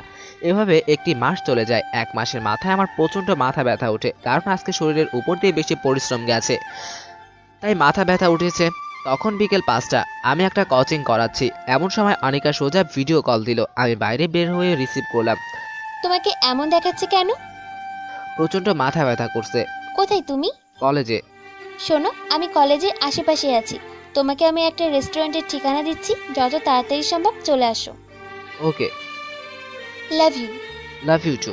আমি কোচিং ছুটি দিয়ে রেস্টুরেন্টে চলে গেলাম। গিয়ে দেখি সে এখনো আসেনি। আমি একটা সিটে বসে অপেক্ষা করতে লাগলাম। একটু পর দেখলাম অনিকা আসছে। আমার অনিকাকে দেখে রাগ উঠে যায়, কারণ অনিকার মুখে নাই কোনো মেকআপ আর টাইট একটা বোরখা পরেছে, যা দেখে আমার পুরো মেজাজ গরম হয়ে যায়। আমি নিজেকে কন্ট্রোল করে হাসি মুখ নিয়ে বললাম, আসছো তুমি? তোমার কি আগের সমস্যা? আমি টেবিলে মাথা দিয়ে মাথা নিচু করে বসে রইলাম। তার সাথে কথা বলতে ভালো লাগছে না। সে অন্তত মেকআপটা দিয়ে আসতো। তোমাকে সিটি স্ক্যান করাতে হবে। এই বলে অনিকা আমার মাথাটা হাতিয়ে দিচ্ছে। আমার খুব লাগছে। এভাবে 10 মিনিট মাথা হাতাইয়া দিল। আমার এখন অনেক ভালো লাগছে। আমি ইচ্ছে করে প্রশংসা করলাম না, কারণ সে আমার কথা শুনেনি। ভালো লাগছে। ভালো লাগছে। অনিকা এই পাশ থেকে উঠে আমার পাশে বসলো। পাশে বসে আমার মাথায় হাতিয়ে দিচ্ছে। এভাবে আরো 10 মিনিট মাথা হাতিয়ে দিল। আমি মাথায় উঠলাম। মাথা ব্যথা অনেকটাই কমে গেছে। দাও, আর একটু মাথায় হাতিয়ে দিই, ভালো লাগবে। না, আপাতত চলবে। ওকে। আসলে মাথা ব্যথা অনেকটাই কমে গেছে, তাই প্রশংসা না করে পারলাম না। বিয়ের পর কিন্তু কিছু করো আর না করো, এভাবে মাথা কিন্তু হাতিয়ে দিতেই হবে। আমার মাথা বানাতে ভালো লাগে। থ্যাঙ্কস। আমাকে কোনো সময় থ্যাঙ্কস দিবা না। দরকার হলে বকা দিবা, তবুও থ্যাঙ্কস দিবা না। ওকে, শোনো, একটা কফি খাও, ভালো লাগবে। তুমি কিন্তু আমার একটা কথা মানোনি। কি কথা? এত তাড়াতাড়ি ভুলে গেলে? কাজে ব্যস্ত থাকি তো, মিস্টেক হতে পারে। মেকআপ। ও, মনেই থাকে না। আর সাথে সাথে মেকআপ লাগিয়ে ফেলো। ঠিক আছে, সাথে তোমার আরো 2টা কাজ করতে হবে। কি কি? তোমাকে আর লুজ বোরকা পরতে হবে, আর তোমার ড্রাইভারকে বাদ দিতে হবে। মেয়ে ড্রাইভার দেখাও পাও কিনা। ওকে, দেখা যাক। তুমি রাগ করছো? না। দেখো, আমি তোমাকে ভালোবাসি। আমি চাই তুমি আর আমি একসাথে সারা জীবন থাকে, আমার স্বপ্নের মতো করে তোমাকে সাজাতে। এখন যদি তুমি আমাকে সে সুযোগ না দাও, তাহলে তো হচ্ছে না। আনিকা ব্যাগ থেকে একটা বড়ি বের করলো, দিয়ে বলল, এখন বাসায় গিয়ে কিছু খেয়ে এটা খাবে। ওকে, তুমি চলে যাচ্ছ? হুম। আর একটু বসো, কফি তো খাওয়া হলো না। তুমি খাও, আমি গেলাম। এই বলে আনিকা চলে গেল। আমি কফির অর্ডার দিলাম। কফি খেয়ে আমি বাসায় চলে আসি। বড়ি খেয়ে ঘুমিয়ে পড়লাম। আনিকাও বুঝতে পারছে ঈশানকে ছাড়া আনিকার জীবন অচল। ঈশানকে আনিকা ভিতর থেকে ভালোবেসে ফেলেছে। ওই আশিকের ক্ষেত্রে এরকম ছিল না, কিন্তু ঈশানের প্রতি যেমন অনুভূতি তেমন ছিল না। আনিকা ইচ্ছে করে ঈশানের সাথে এরকম করছে, কারণ আনিকা ঈশানকে পরীক্ষা করছে। আনিকা যুক্তিটা এভাবে দিয়েছে, ঈশান আমাকে ভালোবাসে, আমি ঈশানকে ভালোবাসি। ঈশান চাইবে না আমি পর্দা না করি, সে চাইবে না আমি অন্য একটা ছেলের সাথে ঘুরি, সে চাইবে আমি সবসময় তার কথা শুনি, তার কথা মতো চলি। এখন যদি আমি ঈশানের কথা না শুনি, তাহলে ঈশান রাগ করবে। এই রাগ করার মানেই ঈশান আমাকে ভিতর থেকে ভালোবাসে। এখন যদি ঈশান রাগ না করে, তার মানে ঈশানের মন থেকে আনিকা উঠে যাচ্ছে। ঈশান মনে মনে ভাববে আনিকা থাকুক আনিকার মতো আর আমি থাকি আমার মতো। তারপর আস্তে আস্তে কয়েকদিন যাওয়ার পর দুজনের সম্পর্ক খারাপ হয়ে যাবে। আর ঈশান যদি আনিকাকে মন থেকে ভালোবাসে তাহলে যত কষ্টই হোক আনিকাকে নিজের কাছে আগলে রাখবে। এখন যদি নিজেকে কঠোর হতে হয় তাহলে ঈশান তাই করবে। এভাবে আনিকা যুক্তি দিল ঈশানকে পরীক্ষা করার জন্য, কারণ আনিকা চায় না আশিকের মতো ঈশানকে হারাতে। ঈশানের সামনে গেলে আনিকা ইচ্ছে করে নেকাব খুলে যায়। অন্য যে কোনো সময় আনিকা নেকাব পরে থাকে। আর আনিকা নতুন ড্রাইভার দেখে ফেলেছে আর কয়েকটা লুজ বোরখা যেগুলো ঈশানের ভালো লাগে সেগুলো কিনে রাখছে। আনিকা বিকালে ঈশানের কাছ থেকে এসে রুমে বসে আছে। এমন সময় শারমিন আনিকাকে পিছন থেকে জড়িয়ে ধরলো। আনিকা বলল, তোর কি হয়েছে, এত খুশি লাগতেছে কেন? ফাহিম না আমাকে ভালোবাসে। তুই কেমন করে বুঝলি ফাহিম তোকে ভালোবাসে? তার কথাবার্তা, আচার আচরণ আর সবসময় আমাকে কেয়ার করে। ভালো, তাহলে বিয়ে দিয়ে দিই। দিয়ে দে না, কারসকে। সত্যি? দাঁড়া, তোরে দেখাইছি মজা। এই বলে আনিকা জোরে জোরে মা মা বলে ডাকতে লাগলো। শারমিন আনিকার মুখে হাত দিয়ে ধরলো, বলল, আপু ডাকিস না, মাকে ডাকিস না। ওকে আর ডাকবো না, এখন মুখ ছাড়। শারমিন মুখ ছেড়ে দেয়। আনিকা আবার বলল, দোয়া কর আগে ঈশানের সাথে আমার বিয়ে হোক, তারপর তুই যাকে বলবি তার সাথে তোর বিয়ে দিব। সত্যি? এমন সময় আনিকার মা ঘরে প্রবেশ করলো। প্রবেশ করে বলল, শারমিন তুই একটু ঘরে যা তো। আনিকার সাথে আমার কথা আছে। আমি শুনি। না, ঘরে যা। শারমিন চলে যায়। তুই কি বিয়ে করবি না? করব। তাহলে তুই কিছু বলছিস না কেন? কি বলতো? দেখ, তোর জন্য এখন অনেক সম্বন্ধ আসছে, আর কয়েকদিন পর কি এমন সম্বন্ধ আসবে? দেখ মা, সামনে শুক্রবার তোকে দেখতে আসবে, না করছিস না। কিন্তু মা, আমার একজন পছন্দের মানুষ আছে। তাহলে তো সেটা খুশির খবর। ছেলেটা কে? শারমিনের কলেজে 3rd ইয়ারে পড়ে। তাহলে ছেলেটাকে একদিন বাড়িতে নিয়ে আস। ওকে মা। আনিকার মা চলে যায়। আনিকার মা চলে গেলে শারমিন এবার আনিকার কাছে এসে বলল, আপু মা কি বললো রে? বলবো ঈশানকে বাড়িতে নিয়ে আসতে। আপু তাহলে তোদের বিয়ে হচ্ছে? না রে, এখনো বলতে পারি না, দোয়া কর যাতে বিয়েটা হয়ে যায়। ঈশানের বাড়ি থেকে কি হ্যাঁ বলেছে? তুই কি তার বাবা মার সাথে দেখা করেছস? না, এ বিষয়ে তার সাথে কথা বলবো। আপু তুই আমার একটা উপকার করবি? কি উপকার? তুই ঈশান ভাইকে জিজ্ঞাসা করবি ফাহিম আমাকে মন থেকে ভালোবাসে কিনা। ওকে, জিজ্ঞাসা করব না। তাহলে আমি যাই। ওকে যা। আনিকা শুয়ে শুয়ে ভাবছে ঈশান এখনো কল দিচ্ছে না কেন? প্রতিদিনই তো এই সময় কল দেয়। তাহলে কি ঈশান রাগ করেছে? এত তাড়াতাড়ি রাগ করার কথা না। আনিকা নিজেই কল দিল, ধরছে না। 3 নাম্বার বার ধরলো। ফোন ওঠাতে দেরি হলো কেন? তুমি যে বড়ি দিয়েছিলে সেটা খেয়ে ঘুমিয়ে পড়েছিলাম। এত তাড়াতাড়ি? আগামীকাল তো আমরা দুজন অবসর, চলো না আমরা দুজন ঘুরতে যাই। কোথায়? কাল দেখা করলে জায়গা সিলেক্ট করব। ওকে, তাহলে আগামীকাল সকালে দেখা হচ্ছে। এই বলে আনিকা ফোন রেখে দিল। আনিকা ভাবছে কোনো ভুল করছে না তো সে। আনিকা আবার আগের মতো টাইট বোরখা আর মেকআপ না পরে ঈশানের সামনে যাবে এবং দেখবে ঈশানের প্রতিক্রিয়া কি আসে। এই বলে আনিকা ফোন রেখে দিল। আনিকা ভাবছে কোনো ভুল করছে না তো সে। আনিকা আবার আগের মতো টাইট বোরখা আর মেকআপ না পরে ঈশানের সামনে যাবে এবং দেখবে ঈশানের প্রতিক্রিয়া কি আসে। আমি সকালে ঘুম থেকে উঠি অনেক দেরিতে। উঠে দেখি ফাহিম ওয়াশরুমে। আনিকা রাতে জানি কি বলেছিল মনে নাই, মনে পড়েছে। কোথায় জানি ঘুরতে যাবে, কয়টায় যাবে, ধুর একটু পর এমনি ফোন দিবনে। ফাহিম ওয়াশরুম থেকে আসলো।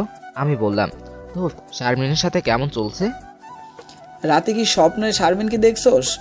ঘুম থেকে উঠে শারমিনের কথা জিজ্ঞেস করছোস? আরে না। ভালো, এখন কেমন জানি তার জন্য একটা মায়া কাজ করে, মন চায় খালি তার মুখটা দেখতে ইচ্ছা করে। এটাই ভালোবাসা। বাড়ি থেকে না বিয়ের জন্য বলছে, কি করব? শারমিনের কথা বলে দে, কিন্তু এখন না। দেখ ফাহিম, আনিকার বয়স কিন্তু বেশি, আগে তোর বিয়ে হোক তারপর। বুঝছি, ওকে। শুন, শারমিন মেয়েটা কিন্তু অনেক ভালো, তাকে আবার আগেরটার মতো হারিয়ে ফেলিস না। যদি চলে যায়? যতটা সম্ভব তাকে বেশি সময় দিবি। ওকে। আমার মোবাইলে কল আসলো, দেখি বাড়ি থেকে ফোন আসলো। হ্যালো মা, কেমন আছো? ভালো। তুই কেমন আছিস? ভালো। তোর জন্য একটা খুশির খবর আছে। কি খুশির খবর? তোকে না মেয়ের বাড়ি থেকে দেখতে আসছে। মানে? মানে হলো তোর বাবার বন্ধু যে আবুল ভাই, তার একমাত্র মেয়ে তোকে পছন্দ করেছে। তার বাবা এবং তার মা গতকাল আমাদের বাড়িতে আসছে, এসে সব দেখে গেছে। তাদের তোকে পছন্দ হয়েছে এবং বাড়ি ঘরও। আর তোর বাপের আর আমার মেয়েকে অনেক ভালো লেগেছে। আমার মাথায় আকাশ ভেঙে পড়লো। মা এসব কি বলছে? না না, এই মেয়েকে চিনি না জানি না বিয়ে ঠিক করে ফেলছে, আর এইদিকে আনিকাকে নিয়ে ঘর সংসার করার স্বপ্ন দেখছি।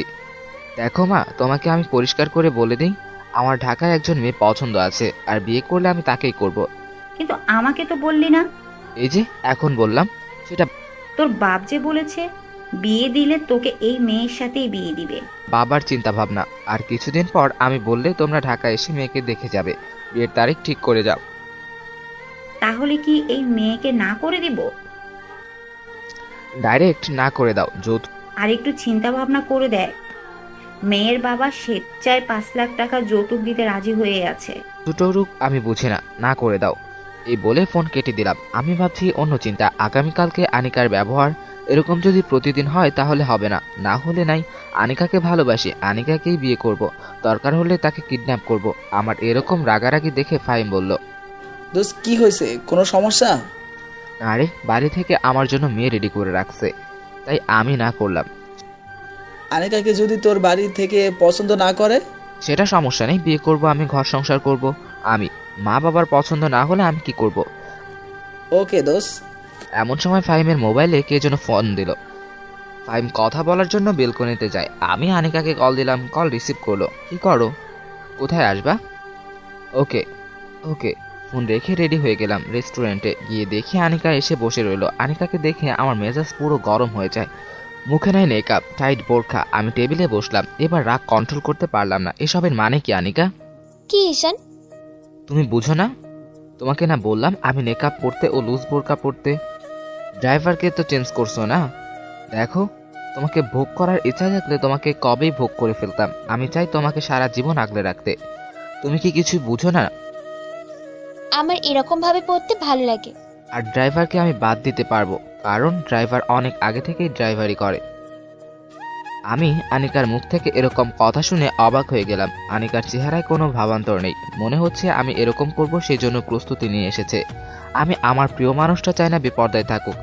আচ্ছা, তুমি কি আমাকে ভালোবাসো? হুম। তাহলে আমার কথা মতো চলতে তোমার সমস্যা কি? দেখো, আমরা দুজন দুজনকে কিস করছি। আনিকা কিছু বলছে না। আমি মনে মনে বলছি মাপ চেয়ে ফেলো, তাইলেই তো সব ঝামেলা শেষ হয়ে যায়। কিন্তু আনিকা কিছু বলছে না। আমি আবার বললাম, তাহলে তুমি থাকো তোমার মতো আর আমি থাকি আমার মতো, এখানেই শেষ। এই বলে আমি চলে আসলাম। আনিকা পিছন থেকে একটা ডাকও দিল না। তাহলে কি এতদিন লোক দেখানো ছিল? কিন্তু আমাকে যে কিস করলো। আমি আনিকার কাজ কারবার কিছুই বুঝলাম না। কিন্তু সব তো শেষ। এখন কি করব আমি? কি করব আমি? তাকে ছাড়া থাকবো কিভাবে? আমি এটা কি করলাম? না না, ঠিক আছে, আমার কথা মতো না চললে এরকমই হবে। ধুর, কি করব? মাফ চাইবো গিয়ে? না, মাফ চাইবো না, হার মানবো না। সে কি আমাকে ভালোবাসে না? তাহলে এতদিন এসব কি ছিল? আমার অবাক লাগছে। এতদিন তো যেভাবে চলছে মনে হয়েছে সে আমাকে ছাড়া বাঁচবে না। এখন বাড়িতে কি বলবো? এসব ভাবতে ভাবতে বাসায় চলে আসি হেঁটে। অনেক কষ্টে দিনটা কাটালাম। সারাদিন অনিকা কল দিল না। আমি অনিকার কলের অপেক্ষায় বসে আছি। সে কল দিয়ে মাপ চাইলেও তো হয়ে যায়। এভাবে একটা সপ্তাহ চলে যায়। আমি কিছুই বুঝলাম না একটা সপ্তাহ আমার কিভাবে যে গেল সেটা একমাত্র আল্লাহই জানে। আমি আর আনিকাকে ছাড়া পারছি না, তাই ঠিক করলাম আনিকার চেম্বারে গিয়ে নিজেই মাপ চাইবো। সেদিন ছিল শনিবার। আমি কলেজে বিকালের দিকে কোচিং করিয়ে আনিকার চেম্বারের উদ্দেশ্যে রওনা দিলাম। এমন সময় কোথা থেকে জানি এক মেয়ে এসে আমার পথ আটকালো। মেকআপ ডাকা মুখ, লুজ বোরখা, মনে হচ্ছে পর্দাশীল কোনো মেয়ে। আমি বললাম, কে আপনি? আমার পথ ছাড়েন। আমি গলার স্বর শুনে চিনতে পারলাম আনিকা। তাহলে সে আমার কথা মতো চলছে। যাক, আমি হার মানলাম না, আনিকার হার মানলো। মনে মনে ইয়েস, আমি জিতে গেছি। আনিকার সাথে একটু মজা করা যাক। সরি, কে আপনি? আপনাকে চিনতে পারলাম না। আমি আনিকা। ওহ ডক্টর, আপনি কেমন আছেন? কি মনে করে? কি জানবো? সরি আনিকা, তুমি দেরি করে ফেলছো। আমার একটা গার্লফ্রেন্ড আছে। আনিকা রেখে গিয়ে আমার শার্টের কলার ধরে বলল, কোনটা তোর গার্লফ্রেন্ড দেখাম, তাকে এখানে আন। আমি বুঝতে পারলাম আনিকা অনেক রেগে গেছে। আমি দূরের একটা মেয়েকে দেখিয়ে দিয়ে বললাম, ওইটা আমার মিষ্টি সুইট গার্লফ্রেন্ড। তোর গার্লফ্রেন্ড দেখুক আমি তার বয়ফ্রেন্ডকে কি করি। এই বলে আনিকা তার মেকআপ নিচে নামিয়ে সোজা আমাকে লিপ কিস করে বসলো। আর আমি আর আনিকা 30 সেকেন্ড এভাবে ছিলাম। কলেজের সবাই আমাদের দিকে হা করে তাকিয়ে আছে, যেন কলেজের সবাই 30 সেকেন্ডের একটা লাইভ দেখলো। এটা কি করলে তুমি? সারা জীবনের জন্য তোকে আমার করে নিলাম।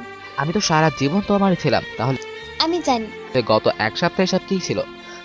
তোমাকে পরীক্ষা করছিলাম আর তুমি সেই পরীক্ষায় পাশ করেছো। তাহলে এতদিন তোমার এগুলো সাজানো নাটক ছিল? হুম, কেন এরকম করলা? বললাম তো পরীক্ষা করছি।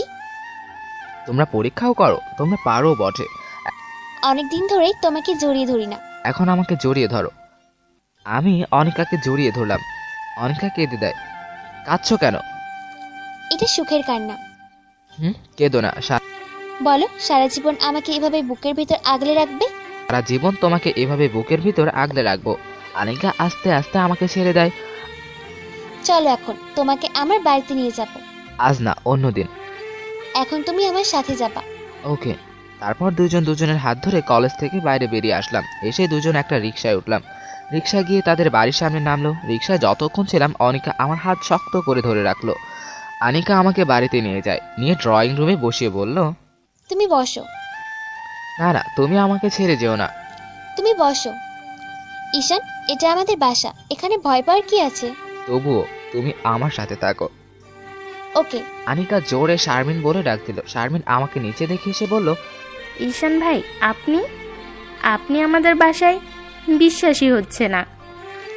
বিশ্বাস হবেও না। তুই তোর ভাইয়ের সাথে থাক, তোর ভাই ভয় পাচ্ছে। আমি ড্রেস চেঞ্জ করে আসি। ভাই, আপনি না একটা ভীতু। তাহলে ফাহিম হলো ভিতর ডিম। ফাহিমকে বলেছেন কেন? সে তো অনেক সাহসী। সাহসী না, পুরোই আস্ত একটা ভীতু। ভালো হচ্ছে না কিন্তু ভাইয়া। ভীতু বললাম আমি আপনাকে, আর আপনি বললেন ফাহিমকে। তাহলে তুমিও ভীতু? না না না। তাহলে কে? আনিকা? আপনি ভীতু। মা এসে বলল, কে ভীতু? আন্টি ফাহিম।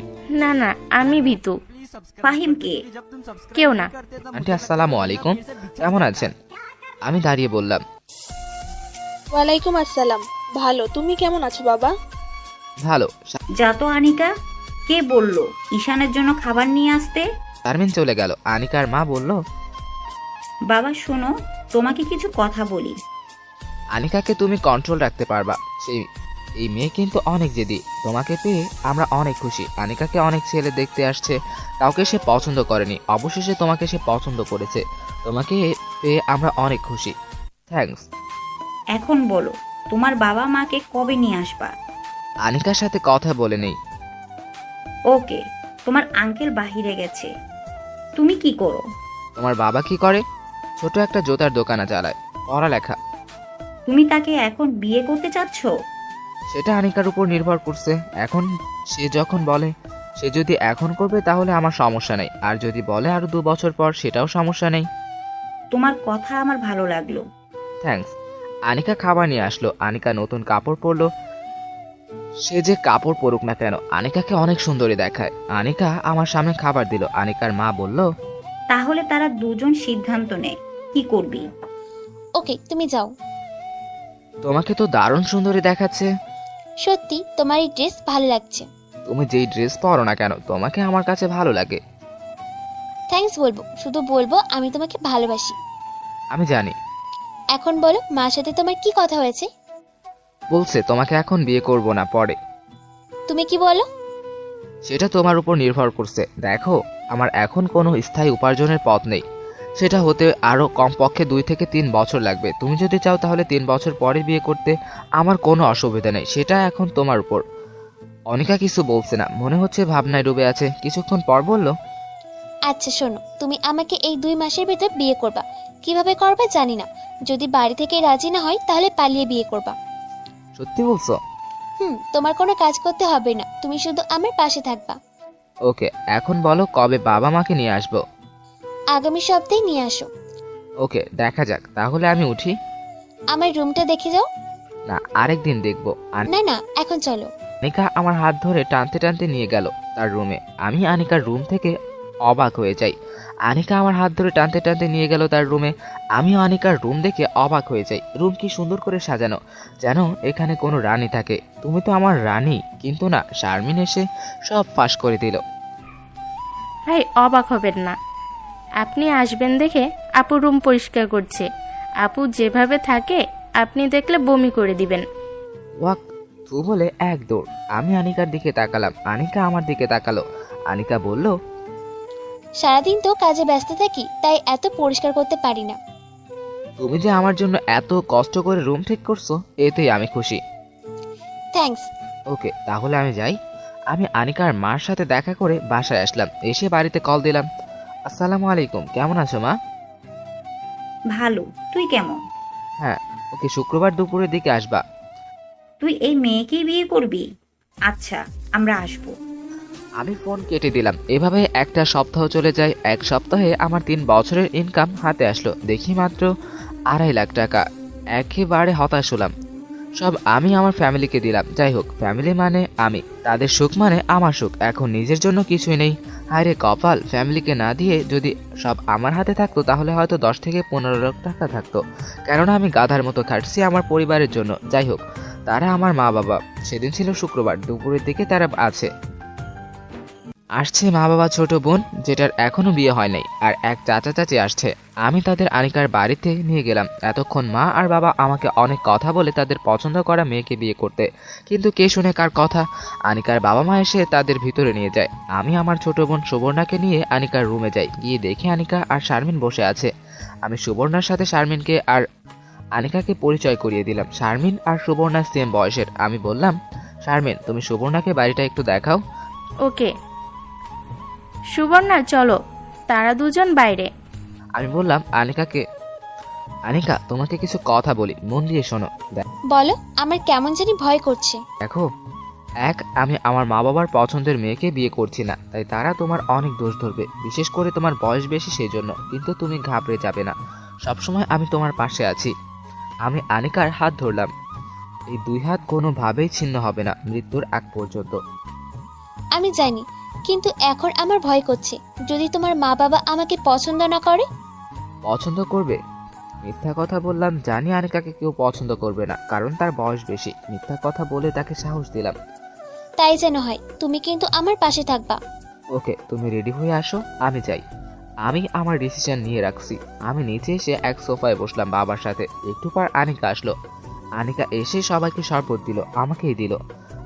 বাহ, মেয়ে তো দারুণ সুন্দরী। নাম কি তোমার মা? আন্টি আনিকা। আঙ্কেল, আমি ডক্টরি করি। ভালো। আচ্ছা মা, তোমার বয়স কত? আমি মনে মনে এই খাইছে 26? মেয়ের বয়স 26? মা বাবার দুজনের মুখের হাসি উবে গেল। তাদের মুখে ঘৃণার মতো ছড়িয়ে পড়লো। আমার দিকে রাগী লোক নিয়ে তাকালো। মা বাবা দুজনেই। মা বলল, ভালো, কিন্তু ঈশানের বয়স তো মাত্র 23। এখন এরকমই হয়ে থাকে। না, এরকম বয়স্ক মেয়ের সাথে আমার ছেলের বিয়ে দিব না। ঈশানের তো মেয়েকে পছন্দ। না, এরকম বয়স্ক মেয়ের সাথে আমার ছেলের বিয়ে দেবো না। তো কি হয়েছে? এই বিয়ে হবে না। ঈশানের মা, চলো তো। ঈশানের সাথে আমার কথা আছে। ঈশান দেখে যা। আমি মার সাথে একটু দূরে আসি। আসলে মা বলল, তুই কি পাগল হয়ে গেছো? পাগল হবে কেন, আমার তাকে পছন্দ হয়েছে। এরকম বয়স্ক মেয়েকে কেউ পছন্দ করে? কেউ না করলেও আমি করছি। এখন বিয়ের তারিখ ঠিক করো। আমি তোর বাপের উপর দিয়ে যেতে পারবো না। দেখ তোর বাপ কি বলে। তোর জন্য আমরা কি সুন্দরী মেয়ে পছন্দ করছি, আর তুই কিনা বয়স্ক বুড়া মেয়েকে পছন্দ করছিস। ছি। হ্যাঁ, আমি করছি। এখন বাপকে বলো বিয়ের তারিখ ঠিক করতে। দেখ তোর বাপে কি কয়, আমি কিছু জানি না। এসে দেখি বাবা উঠে চলে গেছে। আমি বুঝতে পারলাম আনিকা কান্না করছে। আমি আর মা বাইরে গিয়ে দেখি বাবা রেগে বসে আছে। আমি আর কিছু বললাম না। সুবর্ণা এতক্ষণে আসলো শারমিনের কাছ থেকে। বুঝলাম তাদের দুজনের বন্ধুত্ব হয়ে গেছে। সুবর্ণা বাবার মুখের দিকে আর কিছুই বলে না, চুপচাপ গাড়িতে গিয়ে বসে। কোনো কথা না বলে তারা চলে যায়। আমিও বাসায় চলে আসি।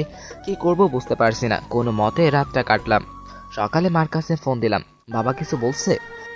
না, তোর সাথে কোনোভাবেই এই মেয়ের দিবে না। সমাজের লোকেরা কি বলবে? মা, আমি এখন বাচ্চা না, সমাজের মানুষ কি বলবে না বলবে সেটা দিয়ে আমি কি করব? বাবাকে পাশে আছে। আছে। লাউড স্পিকারে দাও। দিছি। বাবার যদি মন চায় ছেলের বউকে বরণ করে ঘরে তুলতে, তাহলে আমি এখন নাম্বার দিচ্ছি, এখনই ফোন করে বিয়ের তারিখ ঠিক করতে। আর যদি না করে তাহলে বিয়ে করে বাড়িতে আসলে কিছু যেন না বলতে পারে। আমি আবার আধ ঘন্টা পরে ফোন দিলাম মার কাছে। বাবা বলছে, বল। না, তুই যদি এই মেয়েকে বাড়িতে নিয়ে আসিস তাহলে তোকে মেরে হাত পা ভেঙে ফেলবো। ওকে, দেখা যাবে। এই বলে আমি ফোন রেখে দিলাম। আমি আমার সিদ্ধান্ত নিয়ে নিলাম, আগামী সপ্তাহে আমরা বিয়ে করব। ভাবলাম আনিকাকে বাড়িতে নিয়ে গেলে কেউ দেখতে পারবে না, মা বাবা দেখতে পারবে না, পাড়া প্রতিবেশীরাও তারা কথা বলবে। আনিকাকে সেখানে নিয়ে গেলে শুধুই কাঁদবে। তাই আমি ঠিক করলাম যে বাসায় থাকি সে বাসার উপরতলা ভাড়া নিব, যে টাকা আছে সেখান থেকে ফার্নিচার কিনবো, কোনো আয়োজন না করে বিয়ে করে ফেলবো। এটাই আমার পরিকল্পনা। আমি চলে গেলাম আনিকার বাড়িতে। আমি আনিকার রুমে গেলাম, গিয়ে দেখি বেচারি কেঁদে কেঁদে শেষ। আমি আসলে সাথে আমাকে জড়িয়ে ধরে বলে, তুমি আসছো? আমি তো ভাবছিলাম তুমিও চলে গেছো। তোমাকে ছাড়া আমি যেতে পারি? এখন কি করবা? আমার মাথায় একটা পরিকল্পনা আছে। আমি আনিকাকে আমার পরিকল্পনার কথা বললাম। আনিকার মুখ উজ্জ্বল হয়ে যায়। চলো বাসা দেখব। আনিকা রেডি হয়ে আমার সাথে বাসায় এসে বাসা দেখে। আনিকার পছন্দ হয়েছে। এখন আমি আস্তে আস্তে ফার্নিচার ওঠাতে থাকি। মোটামুটি একটা সংসারে যা লাগে সব উঠালাম। এমনইভাবে এক সপ্তাহ চলে গেল। দিনটি ছিল শুক্রবার। আমি আর রুমে আগে থেকেই সাজিয়ে রাখি। আমি আর ফাহিম দুপুরের পরে তাদের বাড়ি যাই। গিয়ে ভালোভাবে আমাদের বিয়ে সম্পূর্ণ হয়। আনিকার মা বাবা দুজনেই কৃতজ্ঞতায় মাথা নুয়ে পড়ে আমার প্রতি। তারা বলে তারা জীবনে আমার মতো ছেলে দেখে নাই। ফাহিমকে সাক্ষী রেখেছি, আমি আজ রাতে তার সেই রূপের ভিতর হারিয়ে যাব। আমি আনিকাকে নিয়ে বাসায় আসি। ফাহিম সুন্দর করে আমার বাসর ঘর সাজায়। যেহেতু আমার শরীরের উপর দিয়ে আজ অনেক ধকল গেছে, তাই আমার পুরনো রোগ মাথা ব্যথা করতেছে। আনিকা বাসর ঘরে গিয়ে বসে আছে। ফাহিম আমাকে ঠেলা দিয়ে ঘরে পাঠিয়ে দেয়। আমি ঢুকে দরজা লাগিয়ে দিলাম। আনিকা ঘোমটা দিয়ে বসে আছে। আমি গিয়ে ঘোমটা উঠালাম। আমি বালিশটা মাথার নিচে দিয়ে শুয়ে পড়লাম। আনিকাকে বললাম, আনিকা মাথাটা একটু হাতিয়ে দাও না। আনিকা আমার মাথা হাতিয়ে দিচ্ছে। আমার যে কি ভালো লাগছে। আমি ভাবছি সারাটা জীবন আমি ব্যর্থ। যে ফ্যামিলির জন্য আমার সবটুকু দিলাম, সেই ফ্যামিলি কিনা নিজের পছন্দের মেয়েকে বিয়ে করেছে বলে ফ্যামিলি থেকে আলাদা করে দিল। আরে কপাল। কিন্তু আনিকার মতো একটা বউ পেয়ে নিজেকে সার্থক মনে হচ্ছে। আনিকা মাথা হাতিয়ে দেওয়া আমার অনেক ভালো লাগছে। এভাবে মাথা হাতিয়ে দিলে না ঘুমিয়ে পড়া যায়। ঘুমিয়ে গেলাম একেবারে সকালে। ফুরফুরে মেজাজ নিয়ে ঘুম থেকে উঠলাম। আনিকা রুম ঝাড়ু দিচ্ছে। মুখের দিকে তাকিয়ে বুঝতে পারলাম মুখে তার অতৃপ্তির হাসি। আমি আনিকাকে পিছন থেকে জড়িয়ে ধরে ঘাড়ে কিস করতে থাকি। আনিকা উপভোগ করতে থাকে। আমি ঘাড়ে কিস করতে করতে ঠোঁটে গেলাম। এবার দুজনকে লিপ কিস করতে করতে আনিকা আমাকে বিছানায় ফেলে দিল। পরে কি হলো বুঝতেই পারছেন। এভাবে ভালোই চলছিল আমাদের সংসার। মাঝে মাঝে ঝগড়া হতো, কিন্তু দিন শেষে আমরা দুজন একই সাথে একই বিছানায়। আমাদের টাকা নিয়ে কোনো সমস্যা হয় নাই। 1 মাসের ভিতর আনিকা ফ্ল্যাটে পুরোটা ফার্নিচার দিয়ে ভরে ফেলে, কারণ সংসারটা তার। আনিকা ডাক্তারি করে সংসার চালাইতো। আমি প্রাইভেট কোচিং করিয়ে বাড়িতে টাকা পাঠাই। যাই হোক, তারা আমার মা বাবা। ঠিকই, তারা 2 বছর আগে আমার একটা চাকরি হয়। তখন আনিকা প্রেগনেন্ট। আমাদের একটা মেয়েও হয়। তখন বাড়ি থেকে সবাই দেখতে আসে এবং আনিকার কাছে ক্ষমা চায়। আমি বুঝতে পারছি, দেখতেছি তারা আমাকে ছাড়া অচল, তাই তারা গ্রহণ করে নিল। পরে ফাহিম আর শারমিনের বিয়ে ধুমধাম ভাবে হয়ে যায়।